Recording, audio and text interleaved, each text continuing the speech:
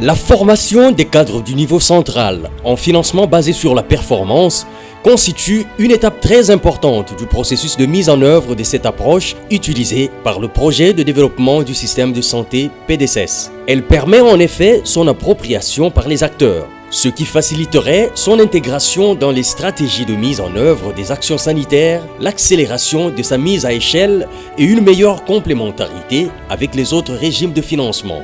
Par ailleurs, la formation des cadres du niveau central diminuerait l'asymétrie d'information sur le FBP entre les acteurs de mise en œuvre au niveau opérationnel et ceux du niveau central, censés assurer la régulation de la mise en œuvre de l'approche et encadrer les acteurs opérationnels. Depuis le lancement du projet de développement du système de santé, plusieurs formations ont été organisées sur le financement basé sur la performance. Financées par la Banque mondiale via le PDSS, celle organisée du 11 au 18 juin 2017 à Mbuela Lodge, dans la province du Congo central, par le ministère de la Santé, était exclusivement destinée aux cadres des directions, programmes nationaux et cellules du ministère de la Santé publique ainsi qu'aux partenaires de la plateforme. Cette formation est très importante en RDC. Pourquoi? Parce que en RDC, depuis un temps, on utilise le financement basé sur la performance comme un régime pour financer les services de santé. Ce régime, comme vous le savez bien, est mis en œuvre dans beaucoup de provinces. On en compte au-delà de 15 qui font le financement basé sur la performance pour essayer de booster de l'avant la qualité et l'utilisation des services. Mais vous comprenez que dans un pays où vous avez un niveau opérationnel, vous avez un niveau provincial formé sur la stratégie et que vous avez un niveau central qui n'est pas bien formé sur la stratégie, vous créez un silo. Vous créez une compartimentalisation de l'information, vous créez une fragmentation. Donc vous avez tout de suite affaire à un niveau central qui ne peut pas appuyer correctement la mise en œuvre dans les provinces. Donc il était très important que le niveau central puisse être capacité sur cette question afin d'accompagner correctement les prestataires dans la mise en œuvre du financement basé sur la performance. Le projet PDSS, c'est un projet du gouvernement qui vient en appui aux réformes du gouvernement pour améliorer la qualité et la disponibilité des soins. Et par rapport à cela, chaque structure représentée a une responsabilité particulière dans l'actualisation des normes, dans l'élaboration des outils qui contribuent à l'amélioration de la qualité des soins. Et c'est ainsi qu'il a été convenu qu'avant de contractualiser avec les structures, qu'il y ait cette formation pour que nous ayons tous la même compréhension. Je crois qu'après cette formation, on peut se dire que beaucoup de points d'ombre sont levés et maintenant on peut commencer à parler le même langage. Au total, 40 participants ont suivi pendant 7 jours des modules ayant notamment trait aux généralités sur le FBR, au rôle et responsabilités des acteurs dans le cadre du FBP, à la méthode Delphi, à l'analyse des grilles d'évaluation de la qualité des soins, aux mécanismes de vérification et contre-vérification et calcul des subsides pour les centres de santé et hôpitaux généraux de référence, à la gouvernance et au cycle de paiement. La formation a eu 2 volets. Le premier volet, c'était vraiment le volet théorique. C'était vraiment apporter aux cadres centraux les bases du financement basé sur la performance comme stratégie de financement.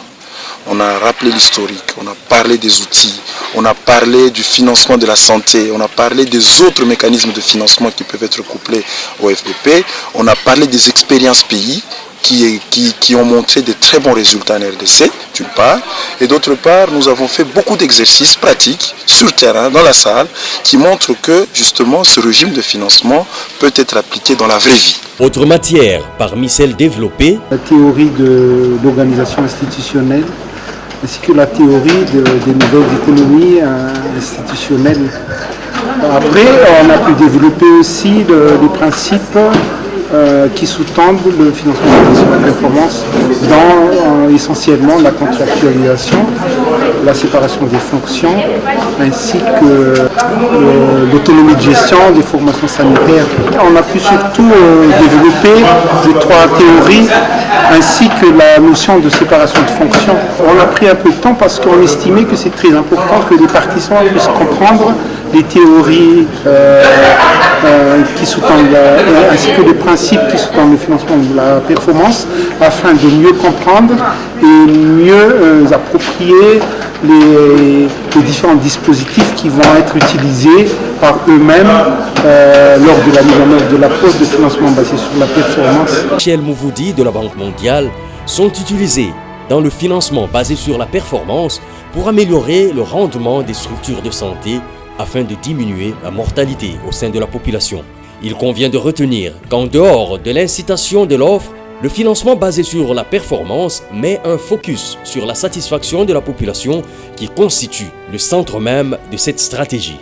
De manière générale, la participation de l'auditoire a été satisfaisante sur le plan d'échange pour le premier jour à Mbuela Lodge, site aménagé dans les encablures de Kisantu, caractérisé par sa verdure.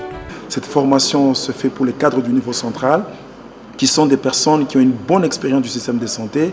Et tout au long de ces échanges, nous avons senti que les échanges allaient dans les deux sens, ou les discussions allaient dans les deux sens. On sentait justement que des exemples qui sont utilisés, les modèles qui sont utilisés sont des modèles vécus dans le système de santé par rapport aux expériences de la RDC. Plusieurs questions touchant aux piliers du système de santé congolais ont été abordées par les formateurs en l'intention des participants. Nous avons touché des questions de gouvernance.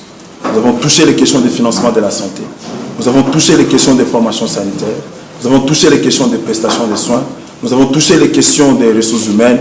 Nous avons touché les questions des médicaments, les technologies et les équipements.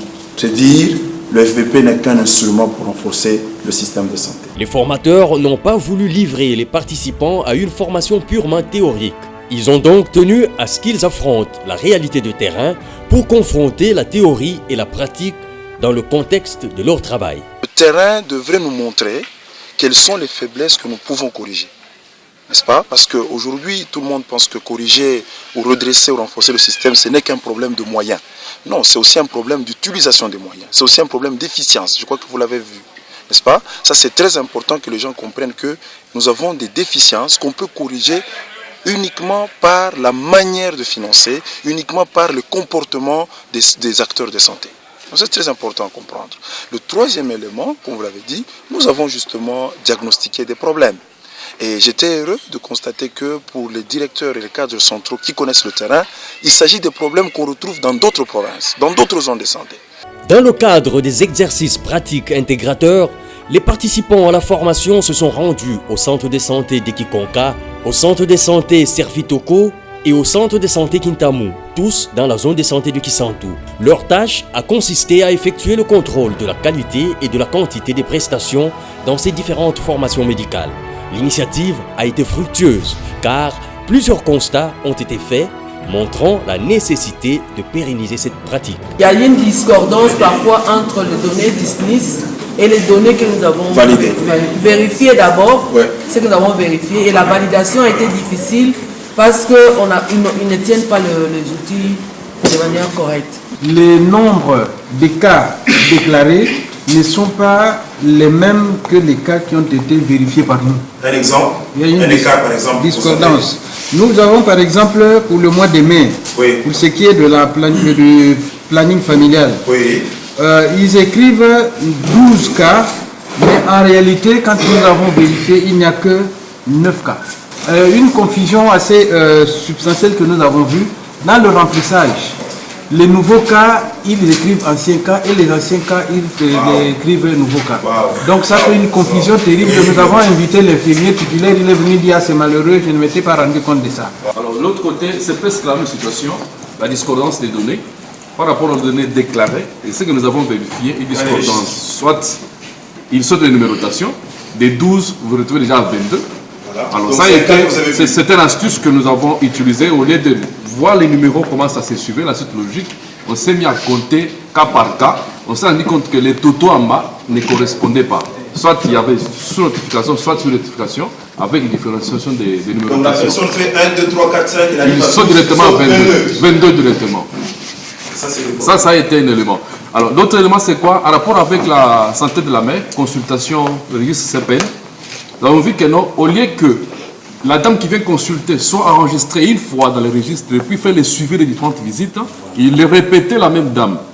Ce qui fait que non, si on n'était pas avisé, on pouvait recompter 2-3 fois la même femme et compter du point de vue quantité de prestations et avoir l'impact sur les... Si c'était une structure contractante, avoir l'impact sur les paiements. D'abord, la grille de collecte, il y a un peu de problème. Par exemple, vous dites un médicament, s'il n'est pas là, non, c'est 1 ou 0, mais 1.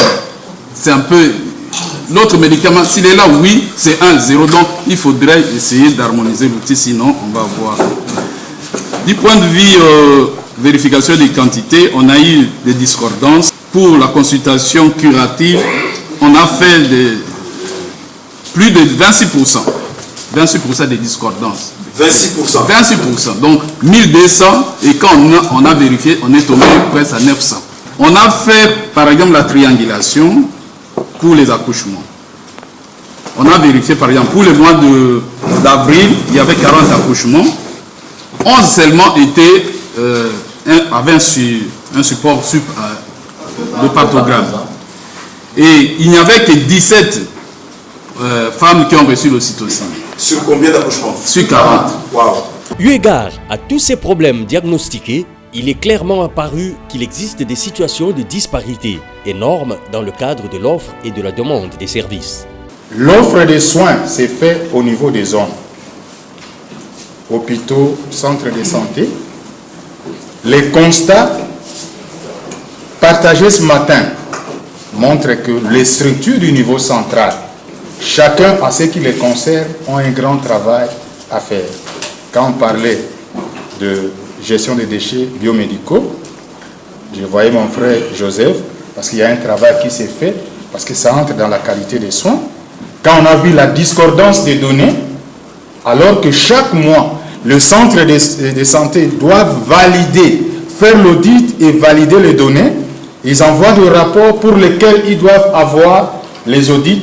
Ça montre quelque part qu'il y a un travail qui n'est pas fait.